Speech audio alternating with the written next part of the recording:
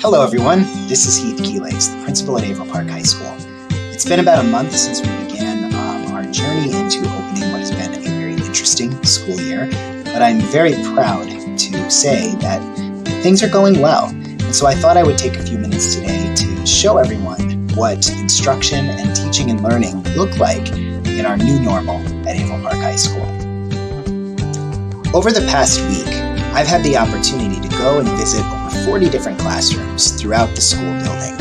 One of the things that's been most pleasurable to see is the fact that everyone is moving beyond crisis mode and instead beginning the work of building sustainable practices that are going to sustain us throughout the long term. This doesn't mean it's been easy, but it does mean that we're off to a great start. Here you can see students in Mr. Klein's class working on projects on their in-person day. At the very same time, students who are remote or virtual are doing the same work. All of that work has been differentiated to meet the needs of different student populations. In Mrs. Lambright's IED, or Introduction to Engineering and Design class, students are working all at the same time, synchronously, to experience the same exact lesson, whether they're in class or at home. Just like we saw in Mr. Klein's class, Mrs. Bailey's beginning ceramic students are all working together to create amazing ceramic projects that are being done by students at home and in the classroom at the same time. Here you can see that our physics students are actually able to complete virtual labs with a partner who is in a different program than their own. In other words, our students in school are collaborating electronically to complete labs with students who are at home on this particular day. In Global 9, Mrs. Gerke's students both at home and in person start to class off together, synchronously, all in one space to go over the objectives for the day. They then go off, work together in their own environments, and come back together as a full class at the end of the block. As always, our instrumental music students are keeping our halls filled with the sounds of some great music. In fact, this year they've already produced a virtual performance that will be shown at the statewide conference for the National School Boards Association. Mr. Dutcher, he's keeping all of his students together, whether they're virtual or whether they're in person. All of his students are working on the same lesson here in his Energy and Power class. And Dr. Panzanero has students collaborating in a ton of different modalities. You can see here that there are students working together virtually, students working together in person, and students working together between each of those two different modalities to complete a lab in his biology class. And still looking at some work from Dr. Panzanero's class, you can see that even when we have issues with our own technology, students are able to leverage their own devices to stay connected with students who are at home on a given day. This algebra class with Mrs. Glunk features students who are in class working together with students at home to complete an assignment. The students are able to talk with one another, collaborate, and communicate no matter where they are.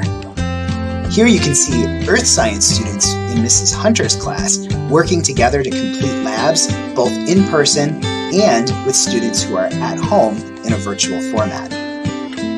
During this learning walk, it was the very first rain day that we've had throughout the entire school year, so our PE classes moved inside for some socially distanced guided yoga or for a dance-off competition. Mrs. Engel brought her 9th grade global studies students the fun of a Kahoot competition live in her class, where students both at home and in class were able to compete against one another at the very same time. And as we've seen in a number of our science classes, Mr. Reddy's earth science students can be seen here, again, collaborating across different types of modalities of instruction, with students at home working directly with students who are in the classroom to pair together and complete lab activities. Mrs. Hoteling brings together her study skills students who are at home with a student who is in school so that they can all support each other at the same time as they go through their work. Here you can see students in one of our health classes with Mrs. Ashline are working using shared Google Documents, where students in school are completing an assignment live on the same document with students who are at home. Again, teamwork across different locations. In Mrs. Scheidel's Spanish 3 class, we can see students from both at home and in the classroom working together to complete a vocabulary study. And anyone who knows Mr. McPartlin knows that the jokes will keep rolling whether students are with him in the classroom or whether they're watching through a Google Meet. Students in Mr. Smith's current events class spent this period in a Socratic seminar format discussing the impacts that COVID has had on public education. Our photography students with Mr. Klein are starting to learn how to store and how to manage different digital files here in one of our computer labs. And Mr. Zender, he's taking the time to do a check-in with both his virtual and his hybrid students on what they think of our new learning models. Mrs. Oldendorf, here with her AP Bio class, is setting the class up for what they'll be doing that day. Students in this class come together at the beginning of the block and then go off to do work on their own, coming back together at the end to check in as a full class. And Mrs. Mouzakis makes sure that both her virtual students and her in-person students are able to work together to perform one of the scenes from the literary piece that they're studying. In this English class with Mrs. Klepsch, students are working together both at home and in the classroom to study the meaning of symbolism in literature. And you can see here that Mr. Fairchild has students in his AP English class collaborating on a multitude of levels. He has got one work group that's completely virtual, as well as a number of work groups that are working together in the classroom.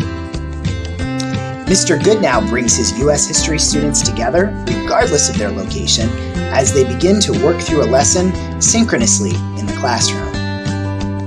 And finally, you can see here that Mr. Brown's French students come together both at home and in the classroom to practice vocabulary and speak French together as an entire class. So, as we wrap up this first month of the school year, I'm happy to report that while it has been a lot of work for everyone, and certainly a lot of adjustment for everyone, we're off to a very good start here at April Park High School. Over the next month, I will be sending out some surveys to collect feedback from everyone in our community, and we look forward to a very successful year to come.